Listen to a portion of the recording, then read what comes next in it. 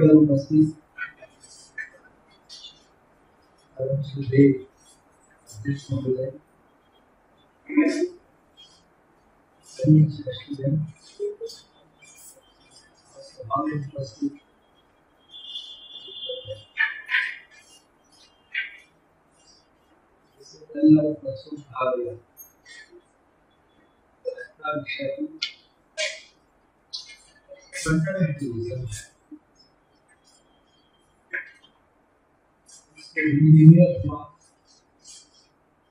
भारतीय भाषा में भाषांतरण करना मैं नहीं चाहता हूँ, परंतु इस विषय को मैंने क्यों चयन किया, इसकी पृष्ठभूमि आप लोगों के सम्मुख करना चाहता हूँ।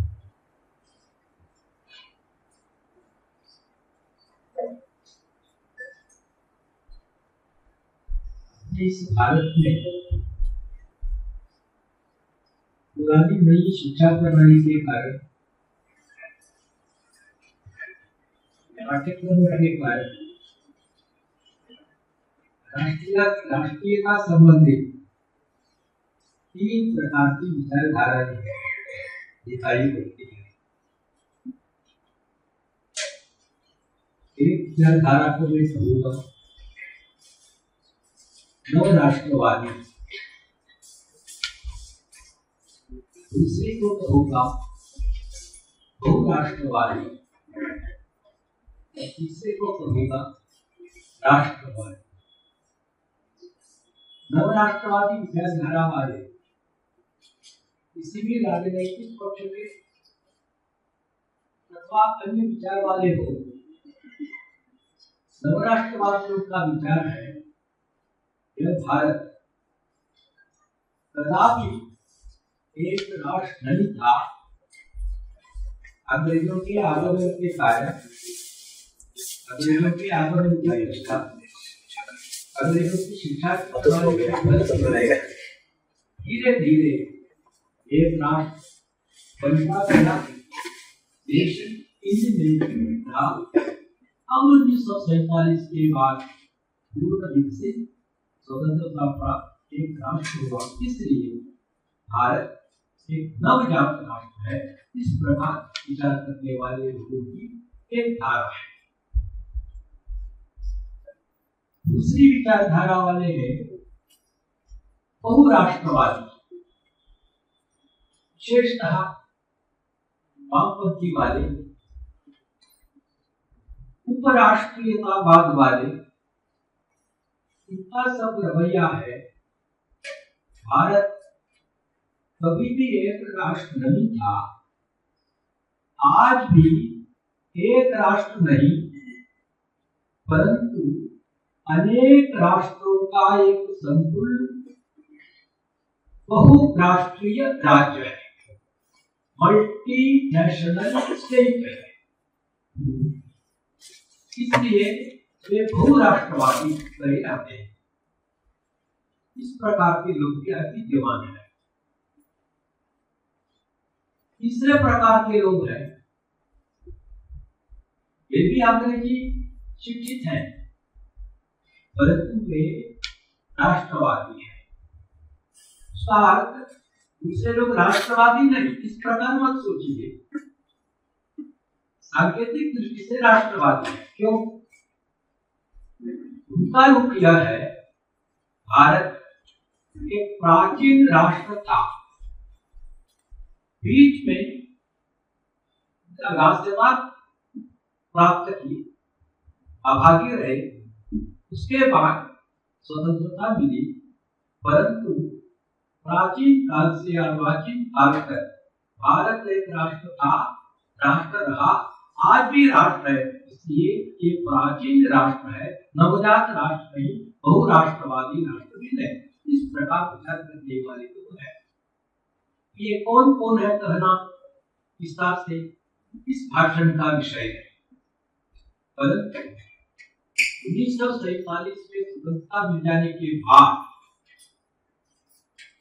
1-2 साल तक अपने राजनीतिक क्षेत्र में शासन प्रशासन सब ये नवजात राष्ट्रवाद उनका रहा, साथ ही साथ बीच में उनको बहुराष्ट्रवादियों का भी साथ मिला और अपने नए इतिहास में प्रथम बार जिनका शासन प्रशासन आया वे राष्ट्रवादी है, जिनकी सोच है भारत पुरातन राष्ट्र है, बीच में भी राष्ट्र था, आज भी राष्ट्र है। एक विशेष परिस्थिति प्रथम बार स्वतंत्रता प्राप्त इस भारत में आई है, उस परिप्रेक्ष्य में मैंने ये विषय लिया।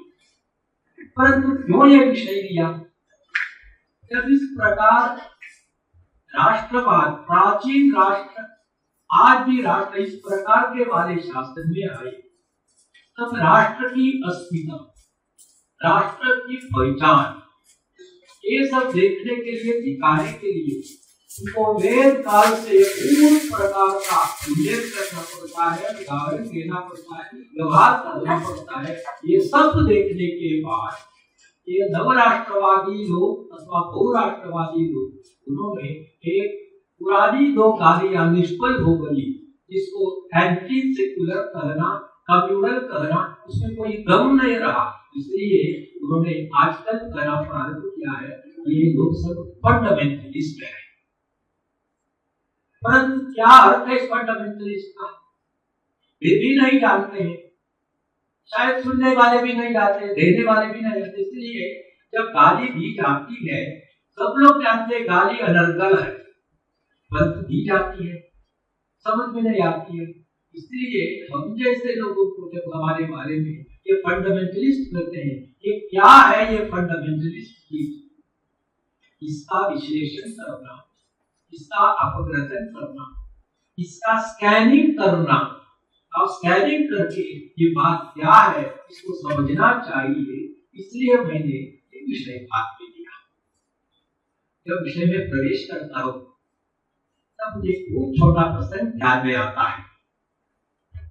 व्यावहारिक जगत में ऐसा होता ही है। रामकृष्ण परमहंस ने अपने शिष्यों के सम्मुख बहुत सारी छोटी छोटी नीति कथाएं कही है।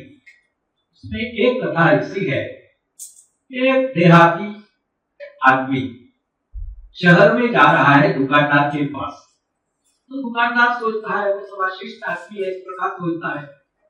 और एक वो ग्रामीण आदमी आया, उसको थोड़ा डांटने के लिए कभी कभी अंग्रेजी शब्द बोलते हैं ना, हम जानते हैं अपना शब्द, तो भी अंग्रेजी शब्द बोल रहा है, फैशन बन जाता है। इसलिए कलकत्ता में उस समय फैशन था अंग्रेजी बोलने का, और गंदा कहने के लिए शब्द था डैम। रामकृष्ण परमहंस कहते हैं जब ये देहाती गई तब ये दुकानदार ने कहा डैम, कहा। वो समझदार आदमी था, ग्रामीण लोगों को कॉमन सेंस बहुत अधिक रहता, जितना शहर वालों को नहीं रहता।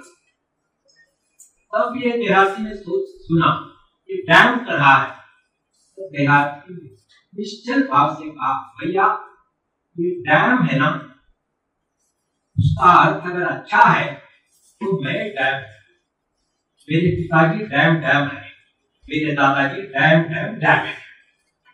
अगर ये डैम का शब्द खराब है तो तू डैम है, तेरे पिताजी डैम डैम है, अब तेरे दादाजी डैम डैम डैम है। तुमने कहा भैया मैं भी इसका अर्थ नहीं जानता। तो इसी प्रकार ये फंडामेंटलिस्ट की बात है। सब कहेंगे फंडामेंटलिस्ट क्या है, फंडामेंटलिस्ट क्या है, ये सब कहेंगे, परंतु हम जैसे लोग यहाँ बैठे हैं इसमें खोजना पड़ेगा ये फंडामेंटलिज्म ये शब्द कब आया। ये फंडामेंटलिज्म का शब्द, इसकी उत्पत्ति अद्भुत है, अमेरिका में हुई और वो प्रचार में आया ये शब्द युगायुग। जिस वर्ष में संघ की स्थापना हुई उसी 1925 में ये फंडामेंटलिस्ट शब्द प्रचलित में आया अमेरिका में। अमेरिका में एक ग्रुप था, उस ग्रुप का नाम था फंडामेंटलिस्ट ग्रुप। जब विज्ञान बढ़ गया, अब डार्विन थियरी पाठ्यक्रम में आया तब बहुत लोगों ने सोचा हमारे बाइबल की शिक्षा से ये मेल नहीं खाता, नहीं बैठता, इसलिए डार्विन का सिद्धांत इस प्रकार के वैज्ञानिक सिद्धांत हमारे बाइबल विश्वासियों के लिए खतरनाक होंगे, खतरे में पड़ जाएंगे, इसलिए इसका स्वीकार नहीं करना करके बाइबल की शिक्षाओं के आधार पर अर्थात बाइबल के फंडामेंटल्स के आधार पर उन्होंने ग्रुप खड़ा किया। उस ग्रुप का नाम है फंडामेंटलिस्ट ग्रुप। 51 राज्य है वहां, उसमें 3 ओहियो से और एक राज्य जिनका प्रभाव बहुत अच्छा था। तो इस टेनेसी स्टेट में एक शहर है जिसका नाम है डेयटन, DAYTON। उस शहर में एक हाई स्कूल था जिसका नाम है RHEA, री। उस स्कूल में जॉन टी स्कोप करके एक अध्यापक था, वो विज्ञान का अध्यापक था। उन्होंने उस स्कूल में डार्विन का सिद्धांत पूरा पढ़ाया।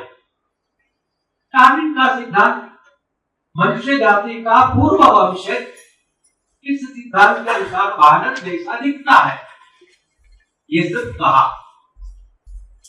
क्लास के लड़के ने घर में जाकर जो फंडामेंटलिस्ट पिता का पुत्र था, उसने कहा पिताजी आप लोग कहते हैं भगवान ने अपने ही रूप में मानव की सृष्टि की, विज्ञान से वो बैठता नहीं, वो सब झूठ है। हमारा जाति सूचक पूर्व पिता वानर है। उसको गुस्सा आ गया।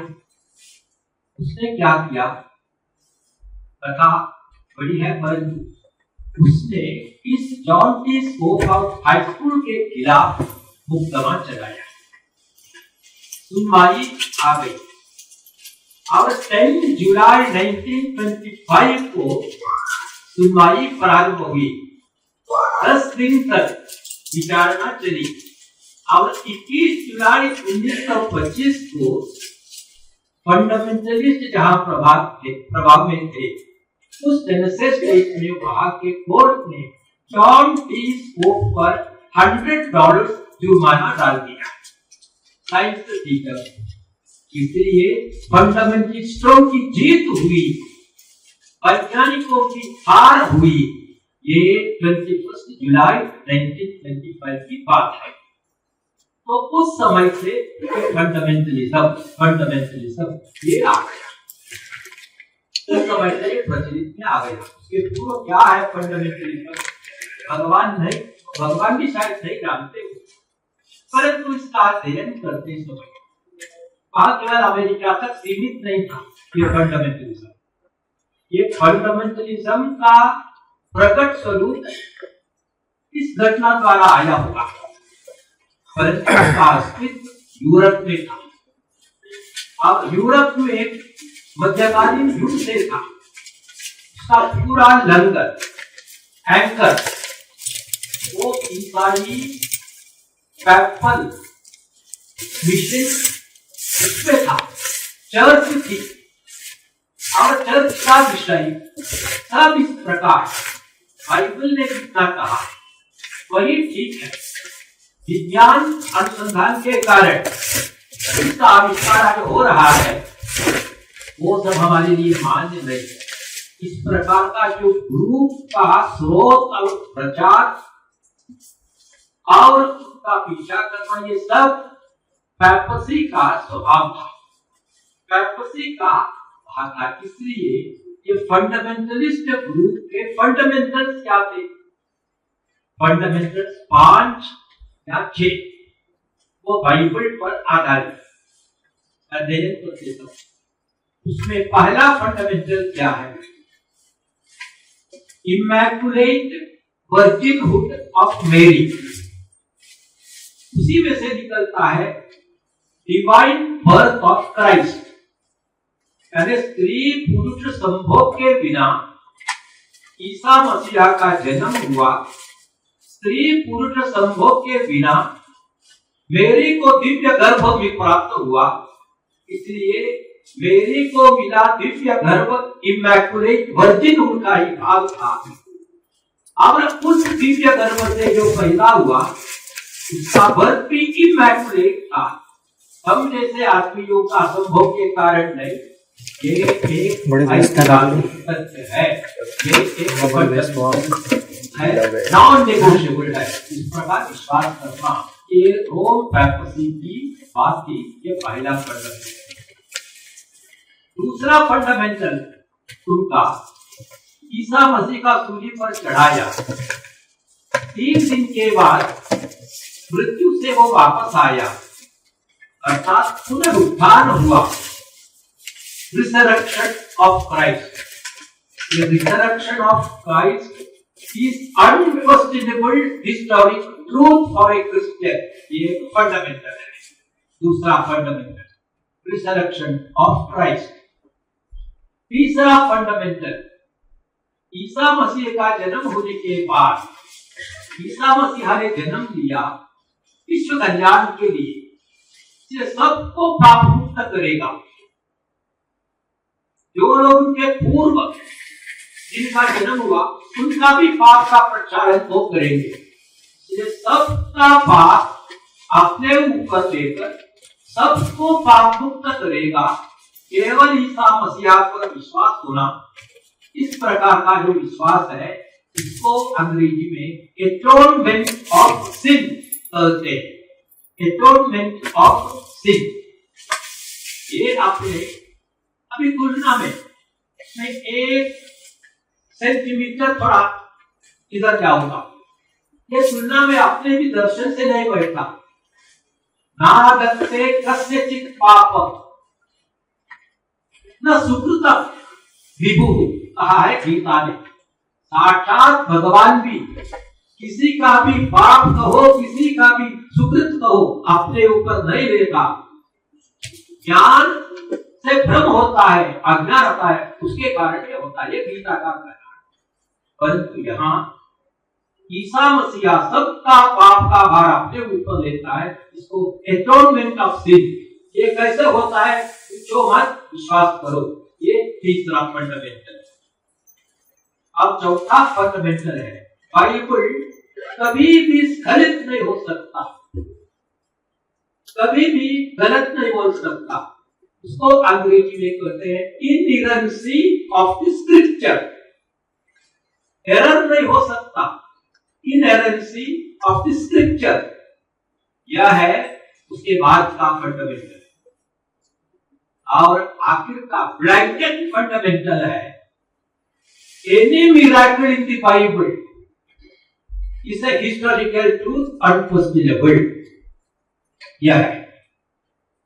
तो ये फंडामेंटलिस्ट ग्रुप का फंडामेंटल्स। अब ये डेस्टन में जॉर्ज स्कोप का क्या हो गया? मानव को छठे दिन अपने ही रूप में भगवान का सर्जन किया, इसका क्वेश्चनिंग हुआ डार्विन के कारण। तब इनहेरेंसी ऑफ द बाइबल फंडामेंटल इस क्वेश्चन, इसलिए इनको जुर्माना देना चाहिए। इन्होंने अपराध किया है, इसके कारण उनको सजा प्राप्त हो गई। तो ये फंडामेंटल है इनके, इसमें से ही ये फंडामेंटलिज्म ये आ गया।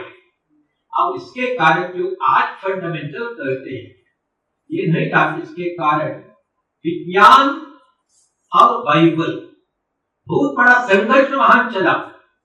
कभी भी विज्ञान को उन्होंने स्वीकार नहीं किया।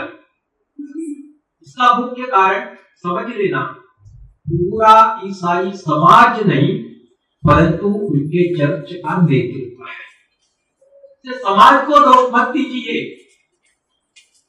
चर्च है यही फंडामेंटल्स पर, क्योंकि पकड़ इतनी जबरदस्त थी, ढीली नहीं होती। इस प्रकार उसके कारण उन्होंने क्या किया? दर्शन के आधार पर, विज्ञान के आधार पर, व्यवहार के आधार पर, नए अनुसंधान के आधार पर जब दुनिया आगे चलने लगी, इसका सबका विरोध किया। ये फंडामेंटल्स के आधार पर, जो सही दृष्टि से फंडामेंटल्स है, केवल विश्वास है। चिन्मयानंद स्वामी जी ने तारतम्य करते समय कहा है, these are all creedal religions, whereas Indian religions are realizing religions. हमारे भारत के दर्शन आत्म साक्षात्कार के लिए, दर्शन के लिए, अनुभूति के हैं, परंतु ये सिमेट्रिक रिलीजन्स, अनक्वेश्चनेबल, अविमर्श विश्वास, पूछो मत, विश्वास करो, इस प्रकार के। इसके कारण विश्वास करना सोचना नहीं, विज्ञान के खिलाफ। जब व्यवहार क्या रहा, केवल 1925 की घटना नहीं, व्यवहार का रहा दर्शन के आधार पर। 12th सेंचुरी में एक जर्मन ये सिद्ध था, सिद्ध पुरुष, सही, उनका नाम है विस्कर एकार्ट, जर्मन था, परंतु तपश्चर्या, साधना सब करके उन्होंने अनुभूति के आधार पर बाइबल के भी थोड़ा परे जाकर उन्होंने कहा, भगवत शक्ति, भगवान ने कहा गॉड्स पावर, भगवत शक्ति सर्वव्याप्त है, सर्वव्याप्त है, अपने दर्शन से बैठता है, परंतु वहां का गॉड है, वो स्काई गॉड है, आकाश पर बैठा है, एक बार भी भूतल पर नहीं आया बाइबल के आधार पर। इसलिए ये एकार्ट ने उस फंडामेंटल को क्वेश्चन किया, इनहेरेंसी ऑफ द बाइबल को क्वेश्चन किया, इसलिए उसको कोर्ट ऑफ इंक्विजिशन ने विचारणा के लिए बुलाया। जर्मनी से निकलना पड़ा, उसको रोम में आना पड़ा, परंतु बीच में भगवान की कृपा अधिक महती होने के कारण बीच में उनका देहांत हुआ, विचारणा के लिए वो नहीं पहुंचा, परंतु ये इतिहास है। तो दर्शन के आधार पर किस प्रकार उन्होंने दर्शन का विरोध किया, अनुभूति का सबसे बड़ा प्रमाण क्या है, अनुभूति है। अनुभूति का जो प्रमाण है उसका विरोध करके उसको सजा देने के लिए बुलाया, अरे तुरंत उसको भगवान ने बचाया। परंतु बाद में उसी सेंचुरी में विज्ञान आगे बढ़ा। एक था पादरी, उसका नाम था रोजर बेकर। ये अभिरुचि से वैज्ञानिक थे, उन्होंने ऑप्टिकल साइंस में बहुत अधिक अनुसंधान किया, और आज हम जो चश्मा पहनते हैं, चश्मा का आविष्कर्ता ये रोजर बेकर है। 1267 में ऑप्टिक्स का काम पूरा करके उन्होंने एक निबंध लिखा। उस निबंध का नाम है पर्सपेक्टिव, दृष्टिकोण, दृष्टि, पर्सपेक्टिव। और पर्सपेक्टिव में अपनी जो आंख है उसका डिफेक्ट हम ठीक कर सकते हैं, प्लांटिंग कॉम्पेंसेटरी लेंस आउटसाइड। अपने ये आंख के लेंस का डिफेक्ट, उसका प्रतिरोध के नाते दूसरा लेंस सामने रखकर डिफेक्ट हम डाल सकते हैं करके उन्होंने पर्सपेक्टिव में लिखा, और उसके कारण स्पेक्टेकल्स दुनिया में आ गए, और उन्होंने वेनिस में एक स्पेक्टेकल्स बनाने की फैक्ट्री प्रारंभ की, और दुनिया में ये स्पेक्टेकल चश्मा आने लगा 1267-68 में। अभी ये भगवान निंदा है, भगवान ने आपके सिस्टम को दोषी बनाया, वृद्धता आती है, थोड़े समय के बाद इस प्रकार दृष्टि आपकी शिथिल हो जाएगी। आप इसके खिलाफ काम करने वाले कौन है, भगवान के खिलाफ आप करने वाले कौन है, इसलिए आप भगवान के विरोधी है करके इनको दो शब्द है वहां, एक शब्द है हेरेटिक, दूसरा शब्द है एपोस्टेट। हेरेटिक यानी पाषंडी, एपोस्टेट यानी विद्रोही। इसलिए उस समय के पोप था क्लेमेंट, उन्होंने उन्हीं चर्च के पादरी रोजर बेकन को पाषंडी विद्रोही घोषित करके उनको 14 साल रिगरस इम्प्रिजन में डाल दिया। ये विज्ञान और मजहब, इसका इतिहास है यूरोप का, विज्ञान के खिलाफ। ये देखिए समाज इसमें नहीं आता तो विज्ञान के खिलाफ इस प्रकार ये हुआ। उससे भी बहुत बड़ा एक उदाहरण है, 19वीं सदी में केमिस्ट्री बहुत आगे बढ़ी और केमिस्ट्री आगे बढ़ने के बाद ये फ्लोरीन, क्लोरीन, ब्रोमीन, आयोडीन 4 भाई है केमिस्ट्री में। उसमें क्लोरीन पर अनुसंधान किया। अब क्लोरीन बेहोश कर सकता है आदमी को। उसमें से धीरे धीरे क्लोरोफॉर्म उन्होंने फॉर्म किया। जब केमिस्ट्री वालों ने क्लोरोफॉर्म इस प्रकार उत्पन्न किया, तब मेडिकल वर्ल्ड ने सोचा, अरे आज तक आइस के बड़े बड़े ब्लॉक्स लगाकर हम आदमी को ऑपरेट करने के लिए बेहोश करते थे अथवा उनकी बॉडी का विनाश हो जाता था। हम क्लोरोफॉर्म को नहीं अप्लाई करें, इसलिए एनेस्थीसिया का विचार आ गया।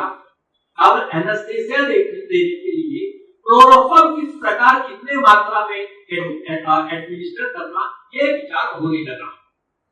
तुरंत रोम ने भगवान की निंदा, भगवान के खिलाफ, आप जानते हैं ये क्लोरोफॉर्म का प्रोडक्शन भी ठीक नहीं, ये गलत है, ऐसा करके टोटल बैन डाल दिया रोम के पोप ने क्लोरोफॉर्म के प्रोडक्शन पर 19th सेंचुरी। परंतु उस समय इंग्लैंड की रानी विक्टोरिया थी। वो विक्टोरिया, जब ये बात हो रही थी 1853 की बात है, जब ये बात हो रही थी, तब तक वो 6 बार उनकी प्रसूति हो चुकी थी विक्टोरिया की। 7वीं बार वो पांव भरी बन गई थी। तो रानी हो, प्राणी हो, प्रसव वेदना क्या है सब लोग जानते हैं। उन्होंने 6 बार प्रसव वेदना सहन किया। बीच में ये क्लोरोफॉर्म की बात आ गई। 7वीं बार वो पांव भरी हो गई। वो जानती थी 7वीं बार भी वेदना का सहन करना पड़ेगा, परंतु ये भोग वाले लोग सब इस प्रकार शोर मचाते हैं, तब क्या करना।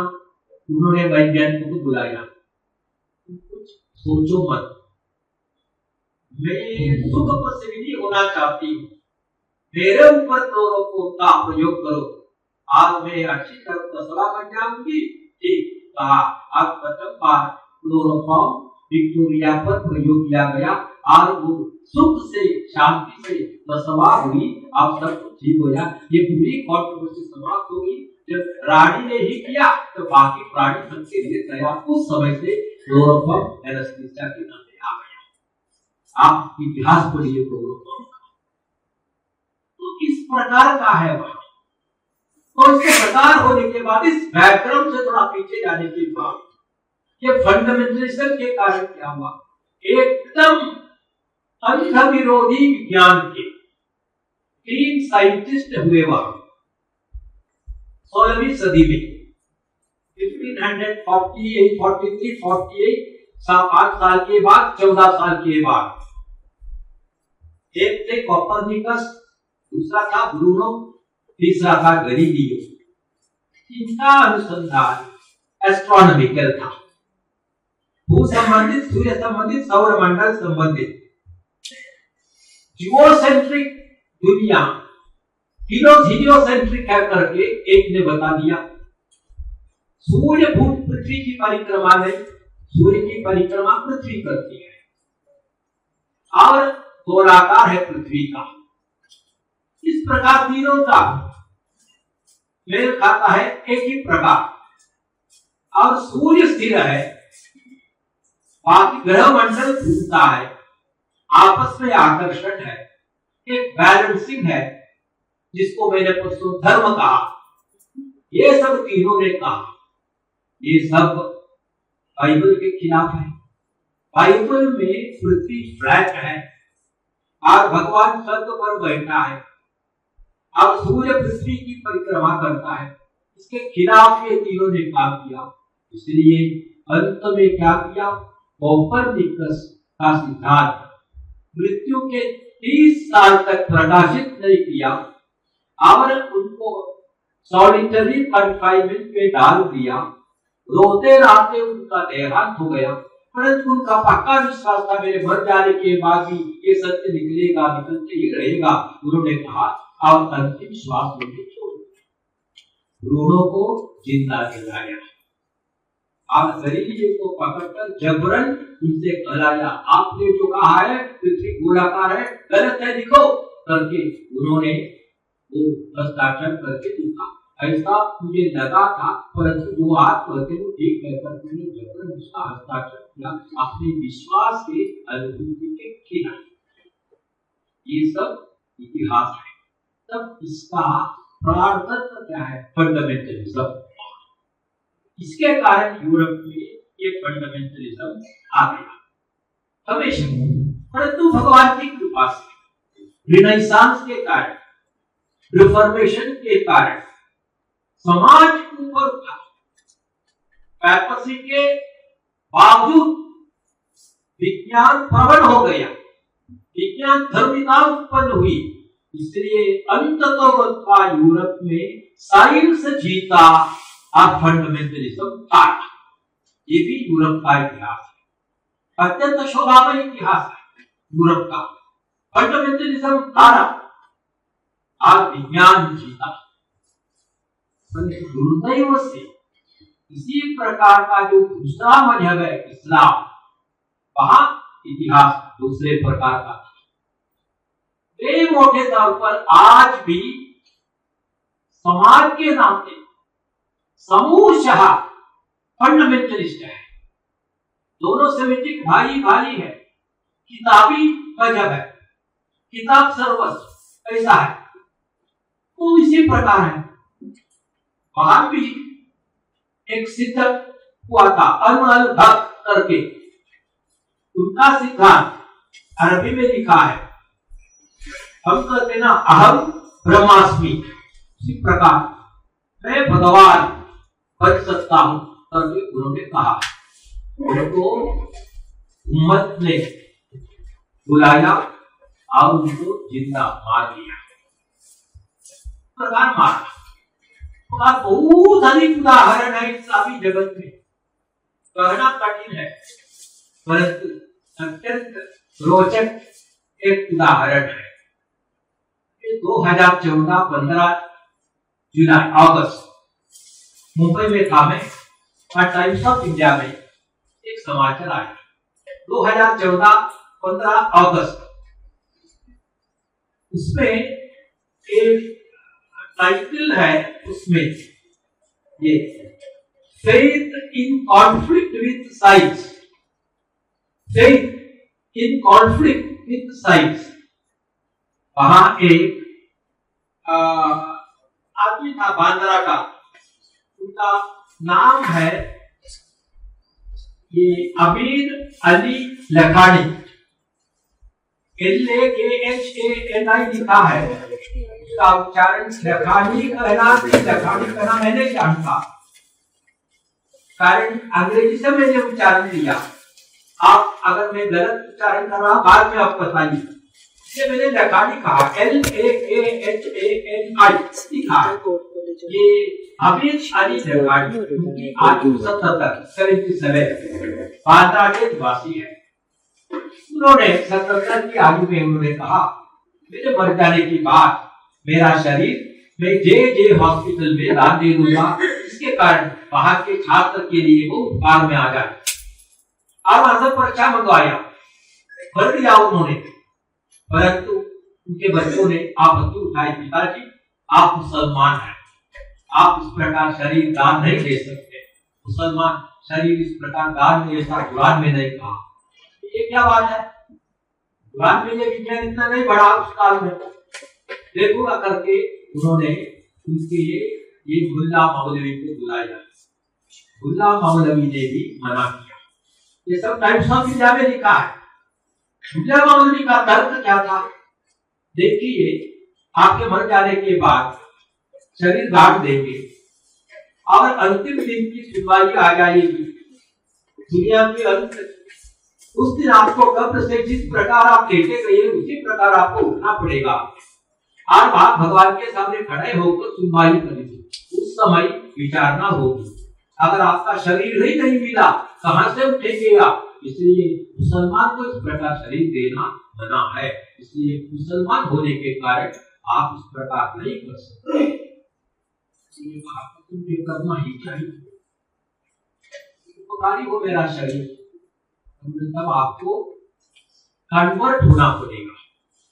ये कहा, ये टाइम्स ऑफ इंडिया ने लिखा है, 21st सेंचुरी की बात है।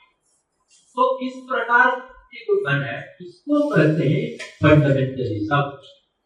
इस प्रकार का फंडामेंटलिज्म भारतीय दर्शन में संभव है क्या? जो अस्मिता की खोज में जाकर एक चिरंतन राष्ट्र है, तो सनातन सत्य शास्त्र दर्शन पर आधारित है, इस प्रकार सोचने वाले लोग इस प्रकार फंडामेंटल हो सकते हैं क्या? समूसा इतना संभव नहीं। यह उत्तम कन्विक्शन हमें होना चाहिए।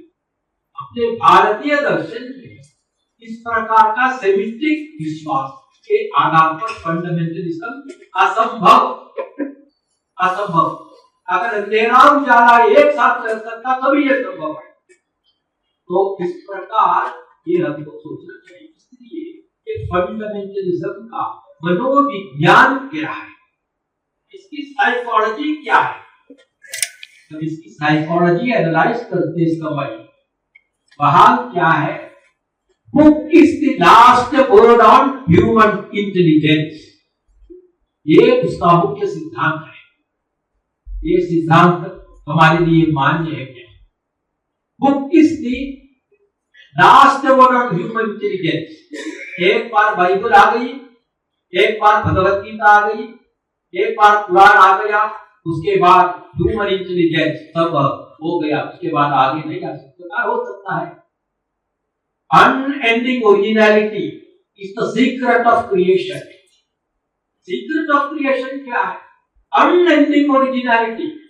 ओरिजिनलिटी का अंत नहीं, ये सीक्रेट है। नई बातें आ जाएगी, सब पुरानी बातें हो चुकी, अभी सब केवल पुनरावृत्ति, ऐसा नहीं हो सकता। ये अपना विश्वास है। सत्य अनंत है, सत्य। इसलिए ये सत्य की खोज के समय ये फंडामेंटलिज्म कहां आता है, ये इसको एक बार डाल देते हैं। इसलिए डॉक्टर एस राधाकृष्णन का अति सुंदर निर्वचनीय परिभाषा है फंडामेंटलिज्म के बारे में। वे कहते हैं fundamentalism is against the endless pursuit of truth. Fundamentalism is against the endless pursuit of truth. सत्य की जो खोज स्वभाव से अनंत है, अनवरत अनंत है, ये खोज का अंत नहीं, उसके खिलाफ है fundamentalism. It is against the endless pursuit of truth. It stands for the circumscription of truth within the lines of a book, be it Gita, Bible or Quran. Radhakrishnan का एक विशेष ग्रंथ के पंक्तियों के अंदर सत्य को सिकुड़ देने वाला है ये फंडामेंटलिज्म। वो किताब गीता हो, बाइबल हो, कुरान हो, ये फंडामेंटलिज्म है। इसलिए किताब के लिए मनुष्य के लिए किताब, हिंदू दर्शन करता है मानव के लिए किताब, वेद कहते हैं किताब के लिए मानव। किताब अलंघ्य है नहीं, मानव की प्रतिभा भी अलंघ्य नहीं, वो भी आगे बढ़ेगी, ये दर्शन है। तो यह फंडामेंटलिज्म का इस प्रकार सत्य की खोज को रोकने वाला सत्य की खोज पर इस प्रकार विघ्न डालने वाला इस प्रकार, परंतु उनका ग्रंथों को दृष्टिकोण देखने का दृष्टिकोण वो इनहेरेंसी ऑफ बाइबल, इनहेरेंसी ऑफ कुरान, परंतु यहाँ इनहेरेंसी ऑफ भगवत गीता नहीं कहा। इनहेरेंसी ऑफ भगवत गीता ने इसी प्रकार आप आपकी अनुभूति ही प्रमाण है आपका। ये पूरी गीता 18 अध्याय तक कहने के बाद, मोक्ष संन्यास योग आदि अंतिम पंक्ति कहने के बाद भगवान श्री कृष्ण ने कहा, ये मैंने पूरा का पूरा आपसे कहा है, पूरा कहा है, परंतु विमृश्य एतत् अशेषेण यथा इच्छति तथा कुरु। मुख्यतम सब सीक्रेट ऑफ द सीक्रेट मैंने कहा, परंतु इस प्रकार मैंने कहा इसलिए विश्वास मत करो। विमृश्य अशेषेण यथेच्छसि तथा कुरु। इसका क्रिटिसाइज करो, एनालाइज करो, एक्सरे करो, बाइसेक्ट करो उसका, उसके बाद आपका मन जैसा करता है उस प्रकार करो। यथेच्छसि तथा, ये वैज्ञानिक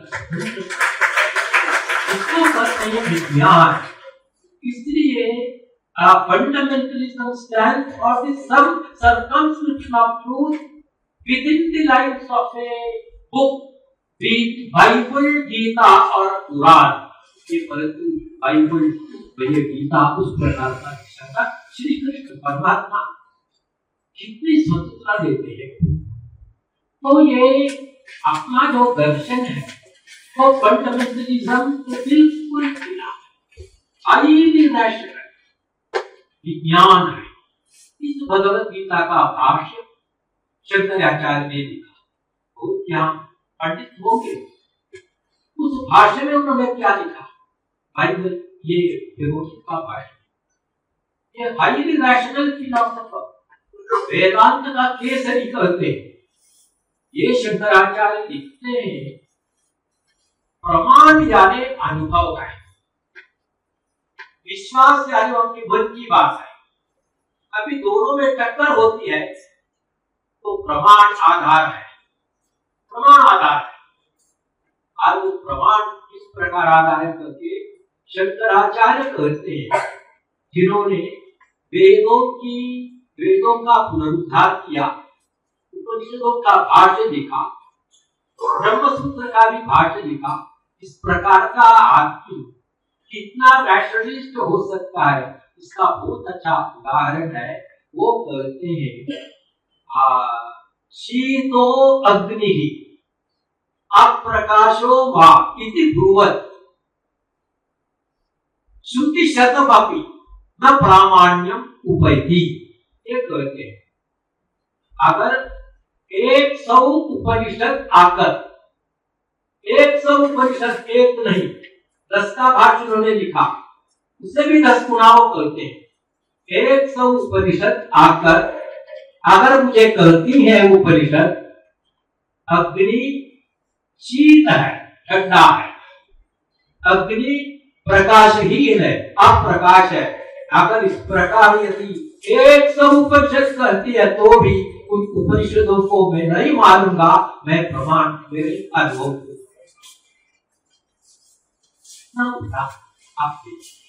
कितना शीतो वा अप्रकाशो वा अग्निः इति ब्रुवत् श्रुति शतमपि न प्रामाण्यम उपैति। तब अपने ग्रंथों को देखने का दृष्टिकोण, ग्रंथ स्वयं सिद्धि नहीं, ग्रंथ स्वयं साधन है। ग्रंथों का देखने का दृष्टिकोण हिंदुओं का साधन है। नदी पार करना चाहिए, नौका चाहिए, साधन।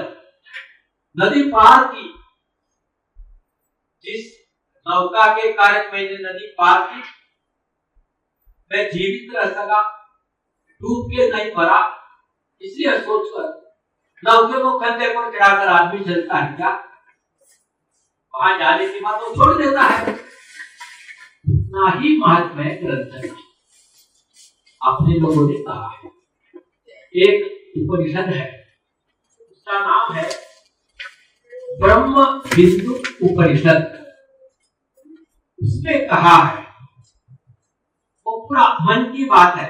अब कहते हैं ना, मन एवं मनुष्याणाम, वो सब उसमें आते हैं। ये उपनिषद में 22 श्लोक है इस उपनिषद में, और काफी सुंदर शब्द है ग्रंथ के बारे में।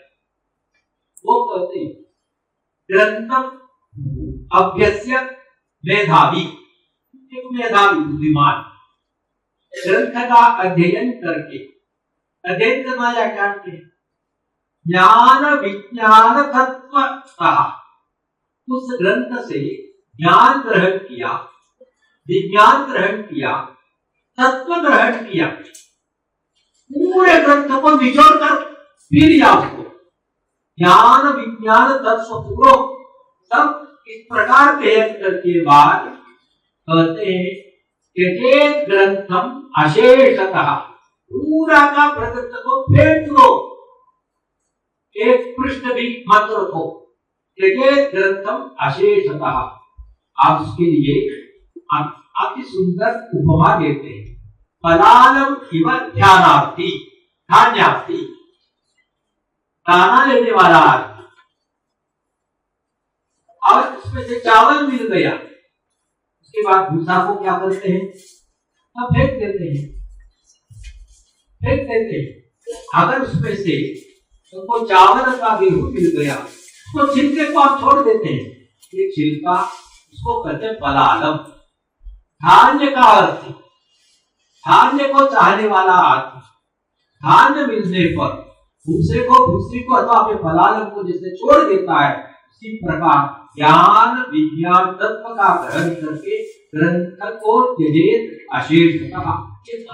बाइबल हो, कुरान हो, गीता हो, हिम्मत कितना चाहिए ये समझने के लिए, वो दर्शन वाला है दृष्टि का, तो हिम्मत कितना चाहिए।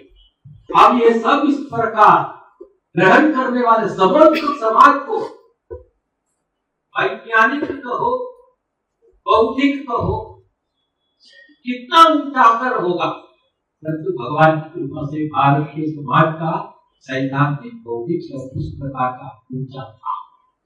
इसलिए भारत में फंडामेंटलिज्म कभी भी नहीं पनपेगा। उसके लिए विकल्प हो नहीं, परंतु कभी कभी क्या होता है, यहाँ भी थोड़ा विकृत दृष्टि से अध्ययन होने के कारण अपवादात्मक दृष्टि से यहाँ भी फंडामेंटलिज्म उत्पन्न हो सकता है आदमी। और वहां के जो फंडामेंटलिज्म का आकार है वो सामूहिक है, बाय एंड लार्ज सामूहिक फंडामेंटलिज्म है। अगर भारत में फंडामेंटलिज्म दुर्ग से पनपेगा, वो सामाजिक दार्शनिक सामूहिक नहीं होगा, वो अपवादात्मक वैयक्तिक होगा। आप एनालाइज करके देखिए, अपवादात्मक वैयक्तिक होगा। इस प्रकार हुआ भी है, हुआ भी है। हिम्मत से हम आपको भी देखना चाहिए, हमारी गलतियां भी करनी चाहिए। केवल सेल्फ प्रेज से काम नहीं चलेगा। सेल्फ प्रेज बहुत बड़ा ये विषादी गोली है, सबको एनालाइज करना पड़ेगा। कई साल पूर्व अपने भारत में राजस्थान में सती दहन हुआ और अखबार वालों ने उसको उठाया, अब शोर मचाया। और कुछ करने की आवश्यकता नहीं, परंतु उस समय के पुरी के मान्यवर शंकराचार्य ने कहा, सती दहन का समर्थन शास्त्रों में है। मैं किसी से भी बहस करना चाहता हूं तो चुनौती दे रहा हूं, आइए आप शास्त्र ग्रंथ के आधार पर मुझसे बहस करिए, मैं सिद्ध करूंगा शास्त्र में ये सती दहन इस प्रकार कृष्ण ऐसा कहा है। अभी शंकराचार्य बहुत बड़ा पंडित, चतुर्धामों में एक धाम की अधिष्ठाता, क्या करे, परंतु योगायुक्त पत्रकार कर्नाटक में गए, विशेष तीर्थ महाराज है, तो हमारे संघ आंदोलन से बहुत अधिक सहयोग संबंध सब रखते हैं। उनसे पूछा सती रहत के बारे में आपका कहना क्या है। उन्होंने कहा वो समाज के लिए अनिष्टकारी है, कल्याणकारी नहीं, वो नहीं होना चाहिए। उन्होंने ये कहा, तब क्या करें? एक शंकराचार्य झूठ कहेंगे वो नहीं, सत्य ही कहेंगे वे भी, ये भी झूठ कहेंगे ऐसा नहीं, वे भी सत्य कहेंगे। परंतु एक शब्द आप स्वामी जी कहते हैं ये समाज के लिए अनिष्टकारी है, इष्टकारी है। वे कहते हैं वो शास्त्रित है, मैं तैयार हूं करके। इस समय कॉलेज छात्रों का एक शिविर दक्षिण में था, उसमें पूजनीय बाबा साहब टेवरस आए थे। एक छात्र खड़ा हुआ और उन्हें कहा देवरस जी, ये दो पूज्य महात्मा एक के खिलाफ को खड़े हैं, तब संघ का कहना क्या है? उन्होंने पूछा डायरेक्ट सरसंघ घटालक जी से। तब सरसंघ घटालक जी ने कहा देखिए दोनों पंडित हैं, बाड़ा साहब को आप सब जानते हैं, कई लोग जानते होंगे, डायरेक्ट बोलने वाले। ये ऐसा हम नहीं कर सकते, शंकराचार्य केवल वे ही शास्त्र जानते हैं, विशेष शास्त्र जानते होंगे। अगर शंकराचार्य ने जैसा कहा वो शास्त्र में लिखा है, तब वो बात ये भी जानते होंगे शास्त्र में कहा है करके, परंतु इन्होंने अनिष्टकारी कहा, वे तो उसका समर्थन कर रहे हैं। फर्क इतना ही है, ये शंकराचार्य सोच रहे हैं मानव किताब के लिए है, आप विश्वेश्वर सोच रहे हैं ग्रंथ मानव के लिए। इतना ही फर्क है। अर्थ तो बदला ग्रंथ किसके लिए? ग्रंथ के लिए मानव की, मानव के लिए ग्रंथ, मानव कल्याण के लिए ही ग्रंथ निर्मित किए गए। इसलिए हिंदुओं ने मानव पर ध्यान दिया, तुलना में ग्रंथ पर कम ध्यान दिया। जब आप ग्रंथ को पकड़ेंगे, आप मानव को भूलेंगे, फंडामेंटलिज्म आता है। आप मानव को पकड़ेंगे, ग्रंथ को भूलेंगे, फंडामेंटल्स पर आएंगे, परंतु फंडामेंटलिज्म नहीं आएगा। अब हिंदू का फंडामेंटलिज्म क्या है? सत्य की खोज, विज्ञान और अध्यात्म। हिंदू की दृष्टि में क्या है? दोनों सत्य की खोज है। सत्य की खोज जब अंतर्मन में चलती है तब उसका नाम है अध्यात्म। सत्य की खोज जब बाहर की दुनिया में चलती है उसका नाम है विज्ञान। Pursuit of truth outside your body into the world is science. Pursuit of truth within your body within is spirituality. इसलिए दोनों को हमने एक माना। भारतीय दर्शन ने सत्य को विज्ञान और अध्यात्म अलग अलग नहीं माना। जब खोज बाहर की है तब उसको विज्ञान कहते हैं, अंदर की है उसको अध्यात्म स्पिरिचुअलिटी कहते हैं। दोनों खोज है, तो दोनों प्रकार की खोज को हमने स्वीकार किया। इसलिए यहाँ अभी मैं वो ब्रूनो, कोपरनिकस, गैलीलियो, उनका ही एक समांतर प्रसंग मैं यहाँ लाना चाहता हूं। भारत में भी एक जमाने उस समय के अनुसंधान, उस समय के ज्ञान की सीमा के अनुसार विश्वास क्या था? पृथ्वी समस्थली है, फ्लैट है पृथ्वी। अब ये समस्थली पृथ्वी का वहन कौन कर रहा है? सहस्र फट वाला अनंत शेष पृथ्वी के नीचे पृथ्वी का बैलेंसिंग करके वहन कर रहा है, शेष वहन कर रहा है। और आठों कोनों में 8 दिग्गज है उसका आलंबन लेने के लिए। से अष्टदिग्गज अवशेष ये पृथ्वी का पालन जो समस्त है करता है, ये कहा अपने लोगों ने भी। जैसे बाइबल ने कहा, एक जमाना अपने लोगों ने भी ये कहा है। उतना ही नहीं, हमारा कोश है, उसमें पृथ्वी का नानार्थवाची शब्द है, लगभग 50 शब्द है। उसमें एक है स्थिरा, दूसरा है अचला, तीसरा है पृथ्वी। तीनों का अर्थ क्या है? ये कोपर्निकस, गैलीलियो, ब्रूनो, उन्हीं का जो अनुसंधान का फल मिला, उसके खिलाफ जो चर्च ने किया, वही इसका अर्थ है। भूमि अचला, भूमि नहीं चलती, न चलने वाली, स्थिरा, न हिलने वाली, स्थिरा। पृथ्वी फ्लैट, अमरकोश के अनुसार पृथ्वी फ्लैट है, स्टैटिक है और चलती भी नहीं। अचला, स्थिरा, पृथ्वी कहा। ये तीनों का विरोध किया आर्यभट्ट ने, भास्कराचार्य ने, अमर सिंह ने, जैसे ब्रूनो ने, कोपर्निकस ने, गैलीलियो ने। उसमें आर्यभट्ट ने कहा चला पृथ्वी स्थिरा भाति। अरे पृथ्वी चल रही है परंतु वो स्थिर जैसा दिखती है, apparently स्थिरा but really moving। चला पृथ्वी स्थिरा भाति, ये कहा। उसी प्रकार गोलाकार है, उसे भूगोल कहा, खगोल कहा, गोलाकारी है, ये कहा।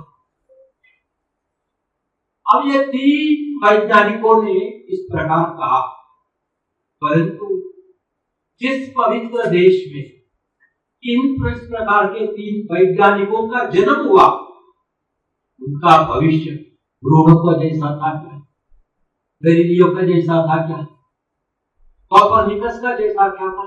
नहीं। तीनों ऋषि स्थान के उच्च सिंहासन पर आरूढ़ किए गए भारतीय समाज के। इसलिए ये यहाँ विज्ञान और अध्यात्म झगड़ा नहीं, यहाँ विज्ञान और अध्यात्म झगड़ा नहीं, कारण अनुभूति के आधार पर, दर्शन के आधार पर है। अब इसका कारण क्या है?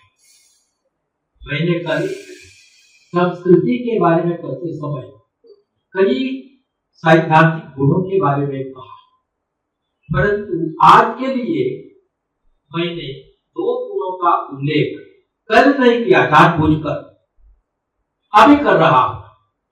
वे संस्कृति के दो गुण क्या है? एक है वैज्ञान धर्मिता, साइंटिफिक टेम्पर, भारतीय दर्शन का भाग है, और विचार स्वतंत्रता, liberty of thought, circumscription of truth within the line of a ग्रंथ never open। आपको मिला वैज्ञानिक स्वतंत्रता, उसी वैज्ञानिक धर्मिता, साइंटिफिक टेम्पर। आप सत्य खोजो खोजो खोजो, कहीं पर भी जाकर खोज सकते हैं। अभी केवल उदाहरण के नाते उत्तर में देना नहीं चाहता, कारण आगे बढ़ेगा। महाभारत में अनेक वैज्ञानिक धर्मिता, साइंटिफिक टेम्पर और विचार की स्वतंत्रता कहो, विचार की धीरता कहो, उसके लिए केवल उल्लेख के नाते एक उदाहरण प्रश्न ही खड़ा करूंगा, उत्तर में नहीं दे दूंगा। महाभारत में युधिष्ठिर भीष्म पितामह से एक प्रश्न कर रहे हैं। प्रश्न बताना मेरा उद्देश्य है, परंतु उसकी पृष्ठभूमि क्या है? युधिष्ठिर कौन है? एक स्त्री को 5 पतिदेवों ने शादी की, उनमें एक द्रौपदी के 5 पतियां, उनमें एक पति है युधिष्ठिर। ये बैकग्राउंड ध्यान रखिए। भीष्म पितामह कौन? तारुण्य में ही शपथ की और उन्होंने नैष्ठिक ब्रह्मचर्य व्रत का पालन किया और सच्चाई से पालन करने के बाद ऊर्ध्वरेतस हो गए थे। Sublimation of the inner passion टूटा हुआ। कभी भी इस प्रकार का विचार नहीं सोचा। उनसे प्रश्न कर रहे हैं। अब प्रश्न क्या है? अभी ध्यान देखो से महाभारत में जब स्त्री और पुरुष आपस में संभोग होता है तब अधिक आनंद तुलना में स्त्री का है कि पुरुष का है? ये प्रश्न महाभारत में है। अभी उत्तर कौन दे सकता है? जब दोनों प्रकार के आनंद का अनुभव एक व्यक्ति के लिए किया वो देख सकता है। मैंने जिलेबी खाई, आपने गुलाब जामुन खाया, इसमें किसका स्वीटनेस अधिक है करके अपने बहस की तो कौन कहां पहुंचेगा? जिन्होंने दोनों खाया, जिलेबी भी खा ली, गुलाब जामुन भी, तब वो कर सकता है। ये स्त्री ने पुरुष का आनंद पाया क्या? पुरुष ने आनंद का स्त्री का आनंद पाया क्या? परंतु युधिष्ठिर का प्रश्न है दोनों का संभोग होता है, इसमें आनंद तुलना में अधिक किसका? भीष्म ने उत्तर दिया है, वो उत्तर आप पढ़िए, वो आज का विषय नहीं। परंतु मेरा विषय क्या है? कितना हिम्मत वाला प्रश्न आप देखिए, कितना bold question in the history of the world. किसी ग्रंथ ने पूछा है क्या? मैं उत्तर चाहता हूं, किसी ने नहीं पूछा। यह है हिंदू दर्शन की वैज्ञानिक स्वतंत्रता, वैज्ञानिक धर्मिता, साइंटिफिक टेम्पर और विचार स्वतंत्रता। इस प्रकार के दर्शन शास्त्र में फंडामेंटल कैसे संभव है? या विचार की स्वतंत्रता करते समय कितना उदार कोई भीष्म ने ही किया है। वो कहते हैं विचार आपको कोई बंधन नहीं, बिल्कुल बंधन नहीं। हजारों infinite number of thoughts will spring up, infinite number. Nobody circumscribes you. ग्रंथ हो आदमी हो, no rishi can circumscribe you, no great man can. Krishna ने भी वैसा नहीं किया। अब उन्होंने कहा अत्यंत सुंदर शब्द है भाई, बहुत सुंदर शब्द। वो कहते हैं शकुनी नाम युवाकाशे मत्स्यानाम चैवोदति यथा पदम न दृश्येता तथा ज्ञानविदां गति। दो बार आता है ये श्लोक महाभारत में, दो बार। उसका अर्थ क्या है? हजारों पक्षी रहती है दुनिया में, हो चुकी, मर गई, डूबी हो जाने वाली, परंतु वो सब आकाश में उड़ते हैं। परंतु आकाश में उड़ते समय कोई कंजेशन होता है क्या वहां? कोई ट्रैफिक जैम होता है क्या वहां? आकाश अनंत है, पक्षी भी अनंत है, काल भी अनंत है। आज तक उड़ गए हैं, कल भी उड़ेंगे ये पक्षी, परंतु मार्ग अनंत है। जितने मार्ग आज तक सब मिलाकर के उससे भी अधिक भविष्य के लिए उतने अनंत मार्ग है। शकुनीनाम इव आकाशे मत्स्यानाम इव च उदके। अनंत सागर, अथाह सागर में कोटि कोटि मत्स्य मीन है, चलती है, तैरती है, परंतु वहां भी ट्रैफिक जाम है। जितने मार्ग आज तक मिले हैं उतने भविष्य में ही होंगे और ओवरलैपिंग एक्लिप्सिंग बिल्कुल नहीं। शकुनीनाम इव आकाशे मत्स्यानाम इव च उदके यथा पदम न दृश्येता। इसका ट्रैक भी करना कठिन है, इसको देखना भी कठिन है, मार्ग भी करना, सर्वे करना कठिन है।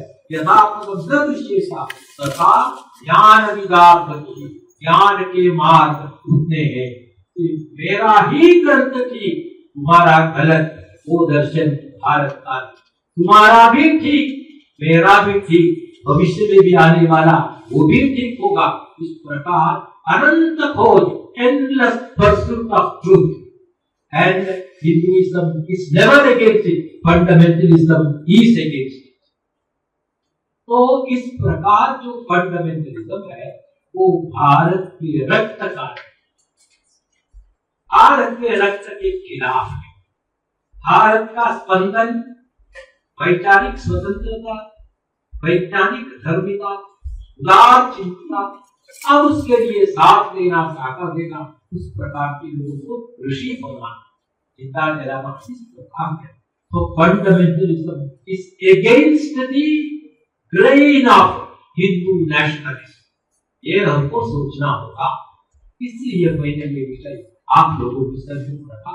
इसलिए फंडामेंटलिज्म भारत में नहीं हो सकता है, वो भारत के भाग में हो सकता है, परंतु विज्ञान बढ़ते समय, ज्ञान बढ़ते समय, जिस प्रकार रिनेसांस के कारण, रिफॉर्मेशन के कारण यूरोप में, जिस प्रकार अपने दृष्टाओं के कारण प्रारंभ से ही भारत में, उसी प्रकार भविष्य में शिक्षा के प्रकाश के कारण आज के इस्लामी जगत में भी ये प्रकाश आ जाएगा।